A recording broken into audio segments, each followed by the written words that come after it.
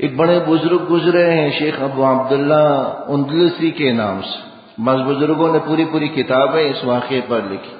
اللہ جل شانہ نے بڑے علم سے نوازا تھا، ہزاروں کی تعداد میں ان کے مریدین ہوا کرتے تھے۔ حدیث کا درس، قرآن کا درس، دیکھیں نا عورتوں کا فتنہ کتنا بڑا ہے۔ جب اللہ جل شانہ کسی کو آزمائش میں ڈالنا چاہتے ہیں تو اللہ جل شانہ کی آزمائش بڑی سخت ہوتی ہے، اس لیے ہر حال میں اللہ جل شانہ سے پناہ مانگتے رہیں، اے اللہ ہمیں کسی آزمائش اور فتنے میں مبتلا مت کیجیے۔ ہم اتنے بہادر نہیں ہیں کہ ان آزمائشوں پر ہم کامیاب ہو جائیں، یا ان آزمائشوں پر ہم کامیاب ہو جائیں، پورا اتریں، یہ آزمائشیں ہم سہ نہیں سکتے۔ تو وہ بڑے بزرگ ہیں، ہزاروں کی تعداد میں ان کا حلقہ اپنے مریدین کو لے کر حج کے لیے چلے، پیدل سفر ہوا کرتا تھا۔ ایک بستی سے گزرے جو عیسائیوں کی بستی تھی، وہاں پر اتفاق سے ایک لڑکی پر ان کی نگاہ پڑ گئی۔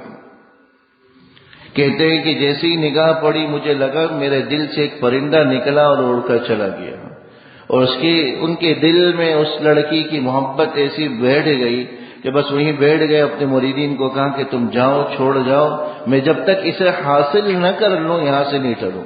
یہ اللہ کی طرف سے آزمائش تھی، اور یہ آزمائش کیوں آئی وہ بھی بڑی بات ہے، انشاءاللہ آخر میں عرض کروں۔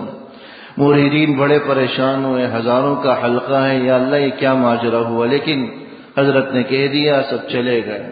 اب اس لڑکی کے والد سے ملے، کہا کہ میں شادی کرنا چاہتا ہوں۔ 2 شرطیں اس نے لگائی۔ انہوں نے کہا پہلی شرط یہ ہے کہ عیسائیت اختیار کرو، دوسری شرط یہ لگائی کہ تمہیں سور اور خنزیر چرانے پڑیں گے، سور اور خنزیر چرانے پڑیں گے۔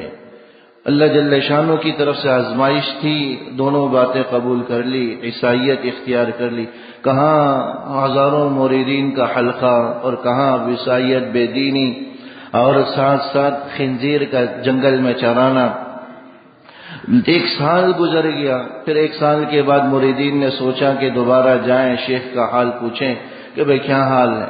جب جگہ کے جنگل میں سور چرا رہے، اور ہاتھ میں وہی عصا اور لاٹھی موجود ہے جس عصا سے وہ منبر پر خطبہ دیا کرتے تھے، اور اسی سے خنزیروں کو ہانک رہے ہیں۔ مریدین نے حال دیکھا، رونے لگے، روتے روتے پوچھا کہ بھئی حضرت آپ تو قرآن کے حافظ تھے، کچھ آپ کو یاد بھی ہے؟ تو فرمانے لگے فاتحہ سے والناس تک سب بھول گیا ہوں، صرف ایک آیت یاد رہی۔ وہ آیت کیا ہے؟ فرمایا کہ من یضلل اللہ فلا ہادی لہ، جس کو اللہ گمراہ کر دے کوئی ہدایت نہیں دے سکتا۔ کہا کہ آپ تو حدیثوں کے حافظ تھے، کوئی حدیث یاد بھی ہے؟ کہا سب بھول چکا ہوں، صرف ایک حدیث کا جملہ یاد رہ گیا کہ من بدل دینہ فاقتلوہ، جو اپنے دین کو بدل دے اس کو قتل کر دو، کچھ یاد نہیں رہا۔